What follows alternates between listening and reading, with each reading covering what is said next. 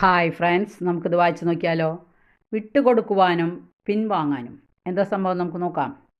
സ്ത്രീ പുരുഷ സമത്വം ദൈവത്തിൻ്റെ പദ്ധതി തന്നെയാണ്. ആദ്യത്തെ മാർപ്പാപ്പയായ വിശുദ്ധ പത്രോസിൻ്റെ വാക്കുകളിലൂടെ പരിശുദ്ധാത്മാവ് അത് സഭയെ പഠിപ്പിക്കുന്നുമുണ്ട്. അവിടുന്ന് പറയുന്നു, സ്ത്രീ ബലഹീന പാത്രമാണെങ്കിലും ജീവദായകമായ കൃപയ്ക്ക് തുല്യ അവകാശി എന്ന നിലയിൽ അവളുടെ ബഹുമാനം കാണിക്കുവിൻ എന്നുള്ളത്.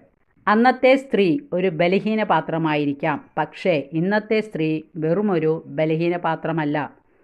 പുരുഷനോടൊപ്പം പുരുഷനേക്കാൾ ഇരട്ടിയായും കുടുംബത്തിന് വേണ്ടിയും സമൂഹത്തിന് വേണ്ടിയും നിലകൊള്ളുന്നവളും ഓടുന്നവളുമാണ്. അതുകൊണ്ട് തുല്യത എന്നത് ദൈവിക പദ്ധതിയിൽ സ്ത്രീക്ക് അർഹതപ്പെട്ടതു തന്നെയാണ്. തുല്യ അവകാശി എന്ന നിലയിൽ സ്ത്രീകളോട് ബഹുമാനം കാണിക്കുവാനായിട്ട് ശ്രമിക്കുക. ഓക്കെ, വായന ഇഷ്ടപ്പെട്ടെങ്കിൽ ലൈക്ക് ചെയ്യുക. Thank you, by.